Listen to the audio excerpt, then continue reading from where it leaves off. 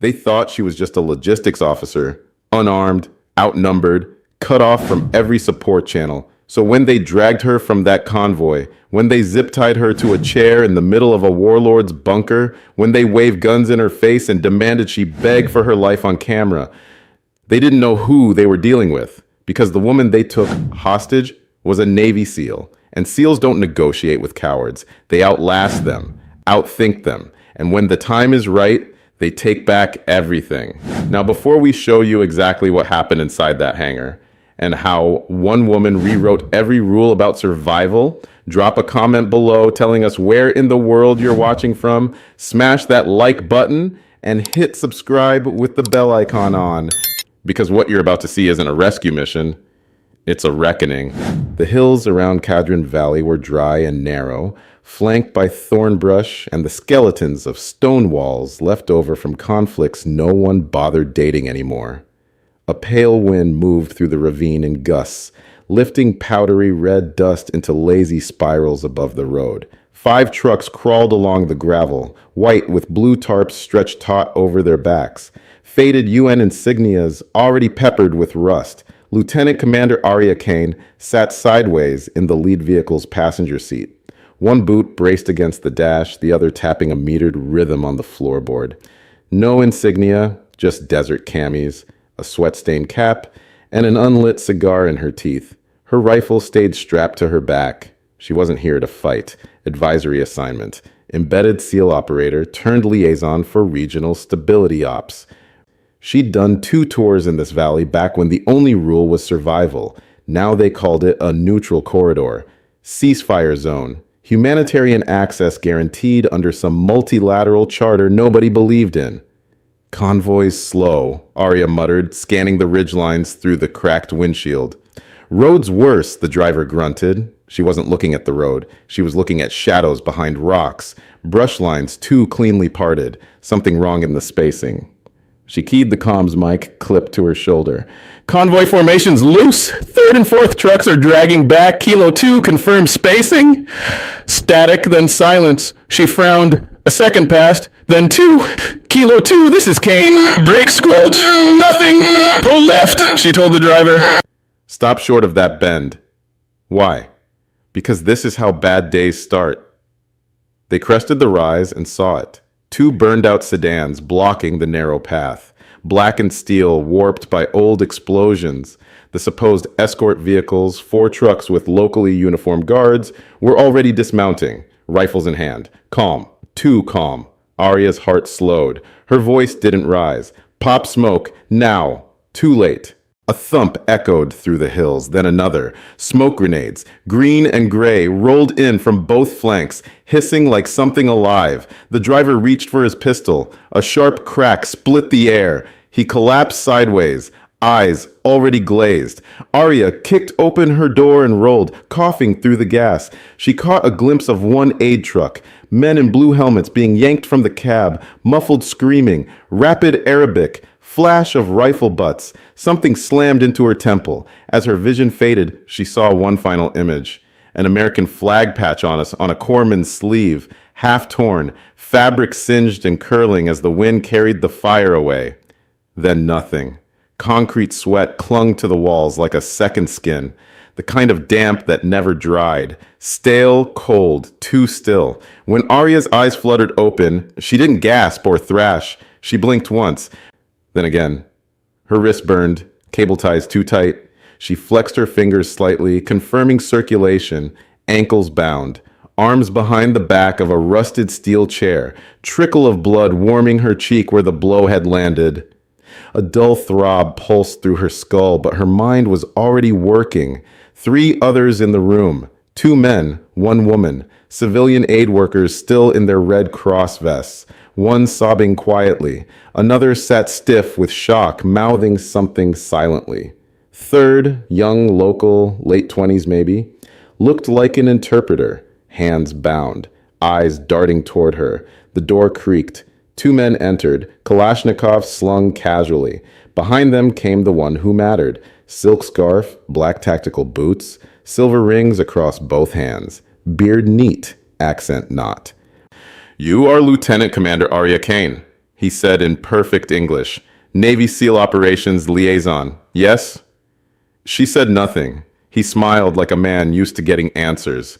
I am Colonel Rashid. Welcome to the part of the valley your superiors always pretended didn't exist. He paced slowly in front of her, clicking a ring against a steel pipe. Your team is dead. The rest of this convoy? Hostages now. Collateral until we receive what we're owed. Still no reaction. He leaned closer, lips inches from her face. But you are leverage. Arya looked past him toward the interpreter. His breathing was shallow, skin pale. I want names, Kane. Frequencies, patrol grids. Give me that, and these people walk.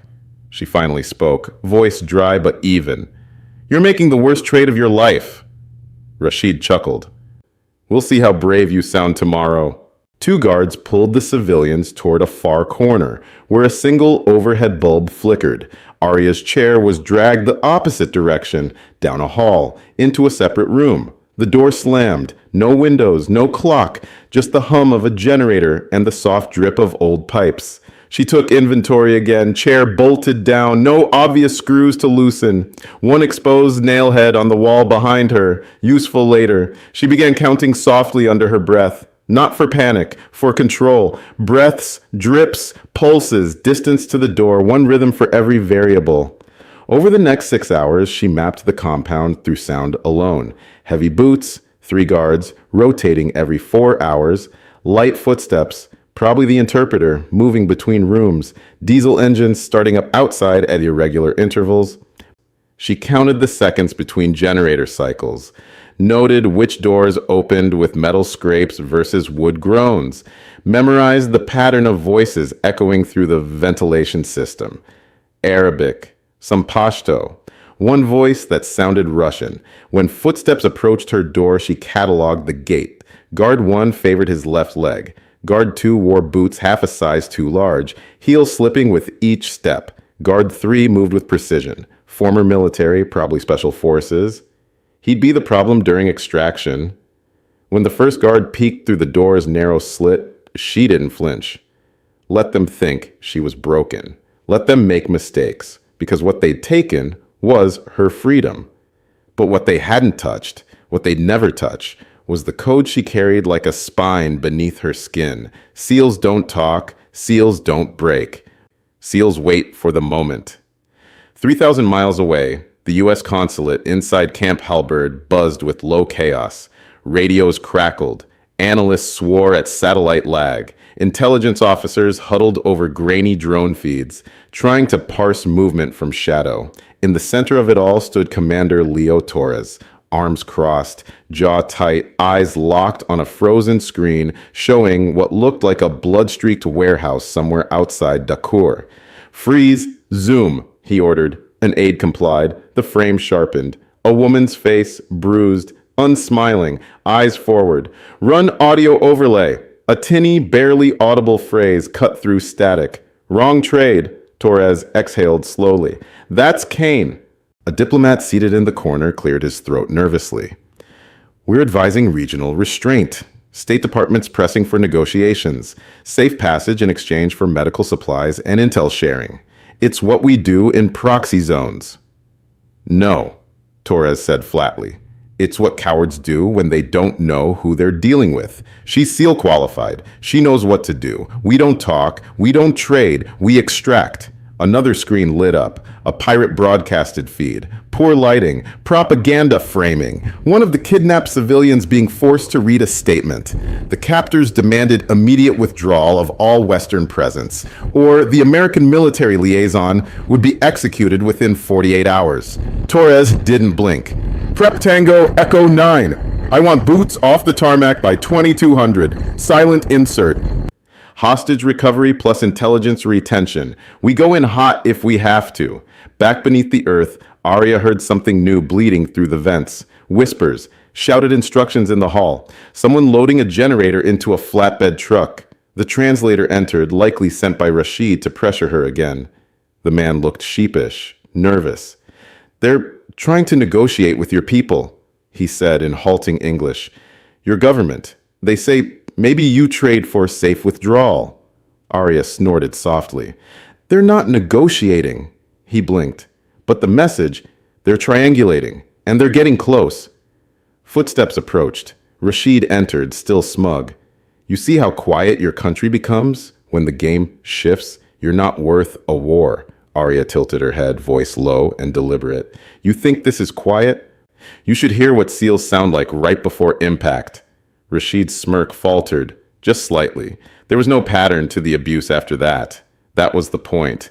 They moved her again, this time to a smaller chamber that smelled of old metal, diesel, and mildew. Walls had once been painted yellow, now flaked into streaks of rust and cement. A single bulb flickered overhead, just bright enough to cast shadows across her face and emphasize the bruises on her cheekbones. They didn't ask questions this time. They didn't need information. They wanted to break something older than loyalty. First came the sensory deprivation. Hood over her face, music blaring in distorted loops through a wall-mounted speaker. Not even music, really. Just discordant tones of children crying, explosions, a hymn in a language she didn't recognize. Then came the stress positions. Hands shackled above her head, toes barely scraping the ground. The hours stretched. Her joints trembled. Her breath became fire. But she counted. She always counted. Seconds, sounds, drops of water, the heartbeat vibrating against the steel support beam behind her. They dragged her back into the main room only when the interpreter broke down. He wept openly now, praying in Arabic, apologizing to no one. Rashid stood before them like a teacher disappointed in his students. You were all given a chance to cooperate, he said coolly. One of you will now show the others why that matters. He pointed, not at Arya, at the younger of the two aid workers, a man with a thin beard and hands that shook even while tied. Two guards grabbed him and began beating him with the butts of their rifles. Each thud echoed like distant thunder. Stop, Arya said, voice flat. Take me instead. Rashid raised an eyebrow. Are we negotiating now, Lieutenant? I'm worth more to you than he is. Damaged merchandise won't sell. That earned a dark laugh, but he motioned for his men to stop. They turned to her. One pulled a steel rod from his belt. Another stepped forward with a taser, repurposed from scrap parts. She braced, took the blows, one to the side, another low on the ribs. She didn't scream. She breathed. Through gritted teeth, through pain flaring white behind her eyes, she returned to the rhythm she'd drilled 1,000 times. Cold water training, breath control, pressure management. The guards got bored before she broke. That was the win. Later, they left her slumped in the corner, wrists rebound, blood seeping down her temple. Her eyes opened slowly, unfocused, as if stunned. But they landed on something. A faint smell, jet fuel, masked by mildew. Faint. Almost nothing, but there. Her ears had been trained for rotor sounds. Her skin could still detect the pulse of turbine. Startup. A hangar. Close. She turned her head just slightly toward the interpreter, whispering through bloodied lips. Can you move your left hand? He hesitated, then nodded slightly. Good, she rasped. Start working the angle. We're not waiting for them. She closed her eyes again and let her body sag. They thought they were wearing her down. But every minute she survived? She was mapping their downfall. The room they left her in wasn't meant for recovery. Rust bled down the concrete walls, and the bucket of water they dropped beside her reeked of iodine and fuel. She didn't care. She dragged herself to it, dipped trembling hands into the cold, and used the frayed sleeve of her undershirt to wipe her face clean enough to think. Then she rolled up her right sleeve. Just above the tricep, beneath a faint scar left deliberately unclosed, sat a small, almond-sized bulge, titanium-cased and deep enough not to trigger a pat-down. Her fingertips fumbled with a nail she'd peeled from the chair frame earlier. One slow breath, then another. She jabbed the point into the edge of the scar and pressed, not enough to rupture the implant, just enough to activate the pressure-based trigger. It pulsed once, then again. Every 20 seconds now, it would emit a subharmonic ping, undetectable to civilian scanners, but traceable to certain devices on a very short list. On the other side of the world, that list sat in front of Commander Leo Torres. Inside the USS Madison's Joint Command Center, a young specialist bolted upright. "Sir, I think we have her." Torres moved fast. "Confirm." A flicker appeared on the tactical map. Faint but consistent. Low frequency burst every 20, not atmospheric. Urban source, could be bouncing through an underground structure. Torres stared at the red dot. "That's her. That's Arya." "Should we alert state?" "No," Torres said, already moving. "We alert Echo 9. Back beneath the earth, Arya pulled the bloodstained sleeve down and flexed her arm to resume circulation. It wasn't over. The signal was weak, likely distorted by the reinforced concrete. She needed to amplify. She looked up at the power socket near the flickering bulb. The cord had frayed wiring, older than most of the weapons they were carrying. Carefully, she pulled it loose and stripped the end using the nail and a jagged edge from the chair. She wrapped the exposed copper around the chair's rear bolt and slid her arm so the capsule made contact. She gritted her teeth against the faint sizzle. Not enough to burn, just enough to hurt. The pulse intensified. Back in the command center, the signal sharpened. "Definitive ID match. Source triangulating inside sector Delta Bravo 12. Torres leaned in. Underground bunker, fuel access, south quadrant. Could be a repurposed airstrip. He keyed the mic. "Echo 9, this is Watchdog. Confirm pickup zone. We've got a SEAL alive. She's punching her way back with blood and wires. Let's not keep her waiting." They brought her a phone. Not a satellite handset or civilian model, but a black, rubber-cased, military-grade encrypted unit. It buzzed faintly as it was dropped onto the table in front of her. Rashid entered with 2 guards behind him, slower this time. His arrogance was dulled now, calculated. "You've made your point," he said, folding his arms. "Someone is coming. We hear chatter on the unsecured bands. U.S. troops, maybe even SEALs." He gave her a mock smile. "Perhaps that's what you wanted, to be rescued. But here's the truth, Commander Kane. No one comes without compromise, so you will call them. Now." He slid the phone forward. "You will tell them to stand down. Convince them you've escaped. Buy me 30 minutes, and I'll leave the civilians behind. Otherwise, everyone dies in the crossfire." Arya stared at the phone, then back at him. "You're already dead." Rashid stepped forward, fury leaking through his teeth.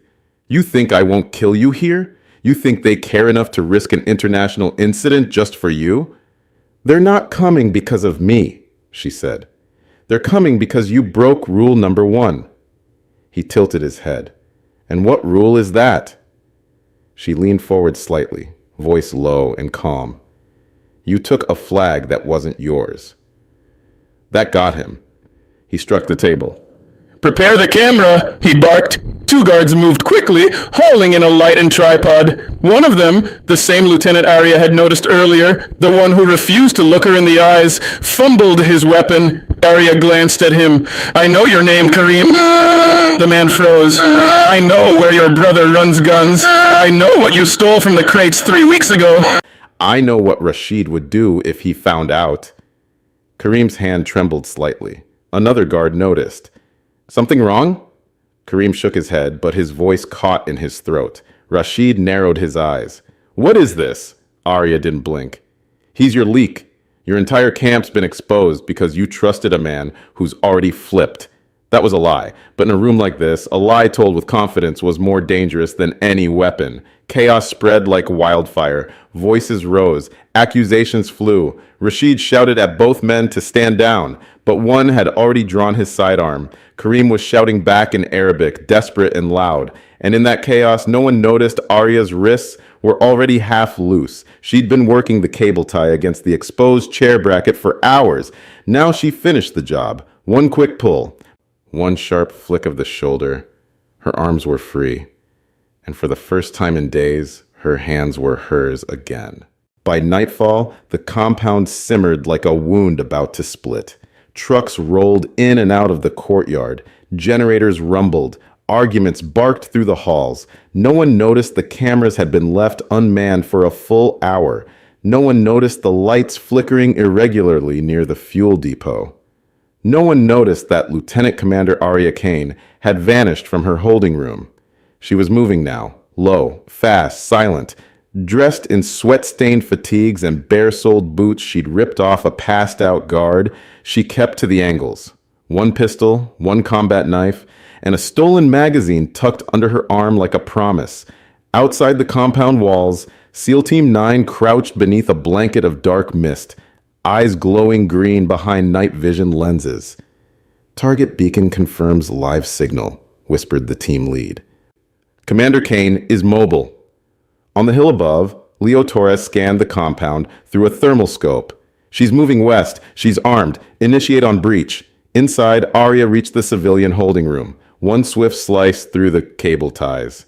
The interpreter almost cried out, but she cupped his mouth gently. "We're leaving, quietly."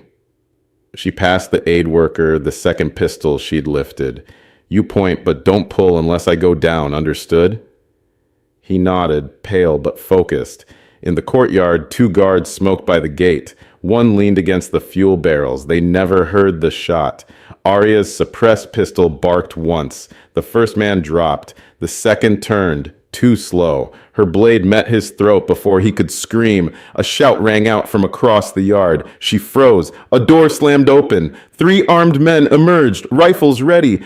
And then the night exploded. The breach charge at the south wall blew inward with a sound like thunder underwater. In the same breath, red tracers split the sky. "Go!" she shouted, shoving the civilians toward the outer fence.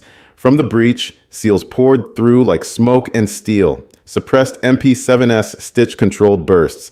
No wasted rounds, no friendly fire. Arya moved in parallel, cutting through corridors she'd memorized, flanking from within. She dropped one guard with a kneecap shot. Another tried to barricade a side door. She kicked it off its hinges and leveled him with a precise double tap. She met Echo 9's lead at the main corridor. They didn't speak. They didn't need to.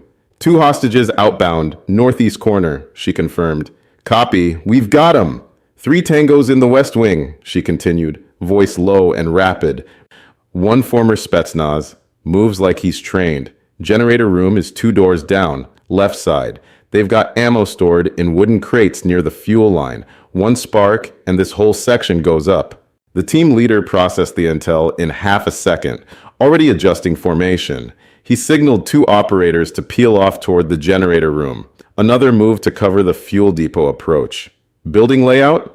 Soviet-era bunker. Main corridor runs north-south. 4 branch points. Western exit leads to the hangar. That's where they'll run. She paused, listening. Rashid's already moving. Heard boots on metal stairs 90 seconds ago. The operator keyed his radio. Watchdog primary target is mobile, likely heading for air asset. Request overwatch on western hangar. Torres's voice crackled back. Copy. Redirecting UAV. Stay on Kane's lead. Together they cleared the last hallway. Area leading, team flanking. In the rear staging room, she saw it. The tattered remains of her original gear dumped in a bin like trash. Her rifle. Her patch. Her knife. She grabbed the blade and clipped the flag patch back to her chest. Not for identification. For closure. The building groaned with smoke and gunfire. Bodies on the ground. SEALs sweeping through. A compound that had survived 100 backroom deals now reduced to what it always had been. Fragile and now burning. Rashid ran like a man who'd never planned to lose. He shoved open the corrugated metal door at the edge of the compound and disappeared into the dark. Behind him, the lights of the hangar flickered to life one by one, halogen beams spilling across a dust-caked floor littered with cables and half-emptied crates. A cargo plane sat prepped for takeoff. Old Soviet build, twin prop, loud, slow, but airworthy enough for a desperate exit. Arya hit the open air 30 seconds later, blood drying across her cheek. Lungs on fire. She'd seen the path he took. She didn't radio it in. She didn't call for backup. She just ran. Inside the hangar, engine spooled up, blades slicing the silence into roaring shards. Rashid climbed the ramp, shouting orders to a crewman who dropped the pallet winch and sprinted to the cockpit. Arya entered from the service hatch, flanking low behind stacked drums. She checked her magazine. 3 rounds. No room for error. The wind from the turbines screamed down the hangar, dust whipping past her face. She stepped out slowly, rifle low but ready. Step away from the throttle! Rashid turned at the sound of her voice, startled. He hadn't expected her to be this fast, this alive. He leveled his sidearm toward the cargo bay where 2 civilians had taken cover, crouched and terrified. You wouldn't shoot, he spat over the roar. Not with them behind me. Arya didn't blink. You're not behind anything.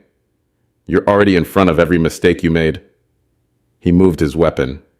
She fired first. 1 shot. Clean. Center mass. Rashid staggered backward, feet slipping on the ramp's grated steel.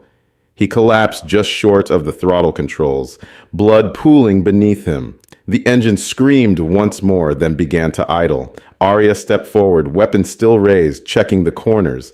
The civilians remained frozen, eyes wide, unsure if they were part of the plan or still part of the risk.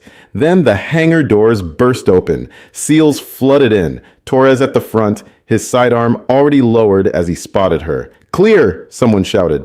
Arya nodded once, then holstered her weapon. She turned toward the bodies, the plane, the chaos, and finally toward Torres. Airfield's clean, no secondaries. But that was their exit strategy. Torres looked at the idle aircraft, then at Rashid's body cooling beside it. He didn't make the flight. No, Arya said. He made the choice. The rotors hissed down. The dust began to settle. No cheers, no victory lap. Just silence. And justice. The Black Hawk lifted off just before first light. The valley below faded into ash and rubble, the hangar roof shrinking beneath layers of fog and dust. Arya Kane sat on the bench seat near the open ramp, helmet in her lap, arms streaked with dried blood and dust. Her knees ached, her ribs throbbed, but her eyes were steady, watching the eastern horizon bloom with the first hint of sun. Across from her, the 2 civilian aid workers huddled close, wrapped in thermal blankets. Neither spoke. They didn't need to. Commander Leo Torres moved down the row of seated SEALs and stopped beside her. He didn't speak either, just handed her a canteen. You broke their whole damn operation, he said after a beat. Arya took a long drink before answering. Didn't have to. They broke it themselves. Torres half smiled. You've still got it. She looked down at her chest. The American flag patch she'd recovered from the ruins of her original gear was stitched crooked onto her vest, frayed, half burned at the edge. But it was back where it belonged. I never lost it, she said. Back on the USS Madison, the debrief room was small, clean, clinical. Arya sat at a steel table under bright fluorescent light while medical corpsmen cleaned her wounds and documented every abrasion, bruise, and joint strain. She waved off the morphine. She needed clarity, more than comfort. Then came the questions, one by one in sequence, asked by analysts and operations officers who'd never once stepped inside a firefight. Floor plans, guard shifts, communication protocols, number of hostages, power sources, terrain weaknesses. She gave them everything, not because she had to, but because she could. 4 hours in, the last officer stood and shut the laptop. That's the most complete field intelligence packet we've received in a year. Arya just nodded. Before she left the room, she pulled something from her cargo pocket and placed it on the table. The flag patch, the original one, torn, smoke-singed, bloodied. This belonged to Corpsman Bishop, she said. He didn't make it out of the ambush. But I saw it when they dragged me out of the truck. I saw it burning, and I remembered what it meant. The officer swallowed. We'll log it. Honors will be filed with next of kin. No, Arya said. You keep it. Hang it up somewhere. Remind them what we fight for when no one's watching. She left the room without waiting for a reply. 2 days later, a young petty officer found her on the carrier's flight deck, watching F/A-18S launch into the evening sky. Salt air, clean in her lungs, deck solid beneath her feet. He approached nervously, clearly unsure about interrupting a SEAL commander's moment of solitude. Ma'am, can I ask you something? Go ahead. How did you... 48 hours of that and you walked out like nothing happened. How does someone do that? Arya turned to look at him.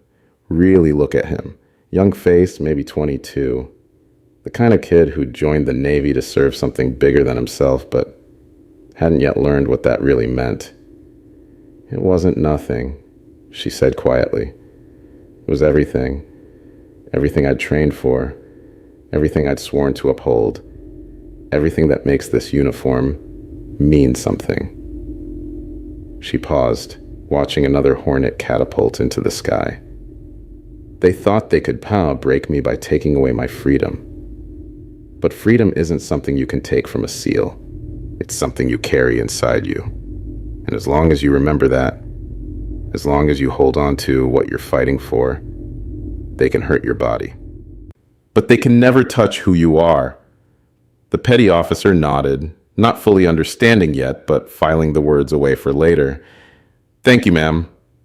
Arya smiled, the first genuine smile she'd managed in days. Thank you for bringing me home. Could you have stayed calm while staring down a gun? Do you think it's discipline or instinct that keeps a SEAL alive when everything goes dark? Drop your thoughts in the comments. We read every single one. If this story reminded you why real courage never negotiates with fear, hit that like button and make sure you're subscribed with the bell icon turned on so you never miss the next mission. Share this video with someone who still thinks strength is about shouting, not standing your ground. And while you're here, your next story is already waiting on screen. Click it now. I'll see you tomorrow, same time, same place, with a brand new story that proves what honor really means.